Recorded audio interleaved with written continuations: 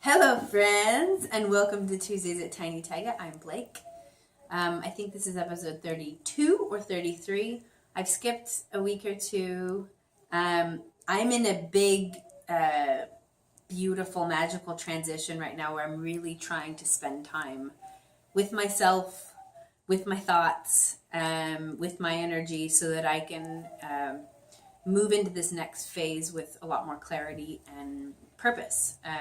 That next phase being really working with you one-on-one, putting my content together for you in a way that's tangible and well packaged and ready to go. So the one thing I want to talk about today is blockages, energy blockages, because I do think that these are possibly responsible for everything. I think they're responsible for our mental, emotional issues, like depression, anxiety. These are things that to me are energy getting stuck in one particular place, like a record player that's stuck, and learning how to keep the energy moving, I think will be a powerful tool that we can use in a variety of different ways at a variety of different times. Physically, energy blockages.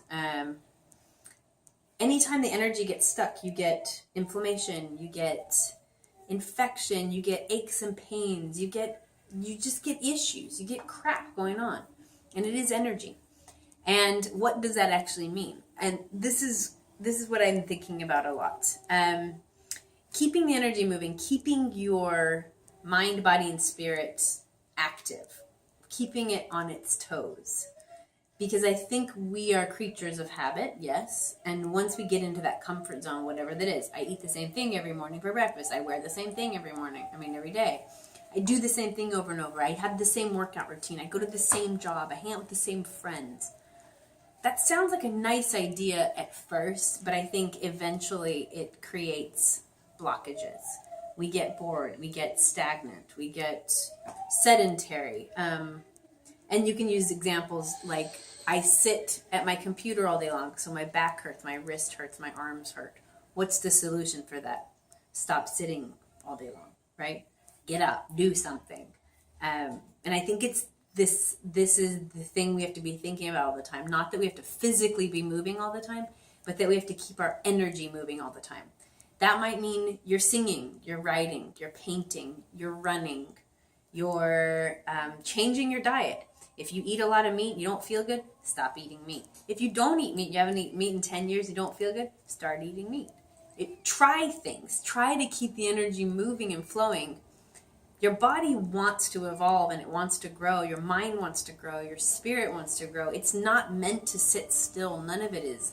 I think there's so much to experience and to enjoy out there that that stagnant energy is dangerous for us. So one thing I'm trying to always do is understand where that energy, where and why that energy gets blocked in me.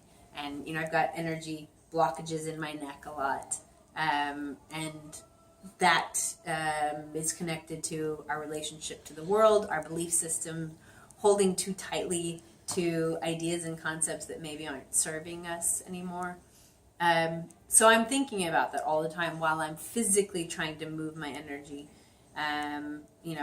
Trying to do some more walking and running to actually get my blood pumping and get sweat going and get the lymphatic fluids moving. But I'm thinking about it from an emotional, spiritual, mental place as well. So that's what I'm wanting to talk about today is where you feel those blockages, whether they be physical, mental, spiritual, emotional blockages. Maybe you're not acknowledging them as blockages right now, but think of them that way. Think of those sticking points as being trapped, blocked energy and find ways to move it. You might physically move it. You might energetically move it. You might use the different tools that I've talked about, and there are so many of them. They're countless. But use whatever you can use to move that energy. Keep yourself evolving and moving and growing at all times. I think this is an important lifelong lesson and tool for us. That's it. I'm going to be in the trees, in the mountains for 2 weeks, to disconnect and unplug.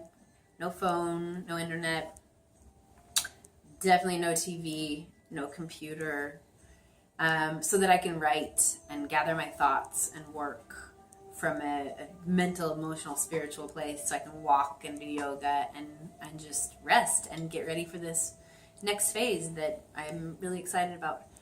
So I'll see you in a couple of weeks. Bye!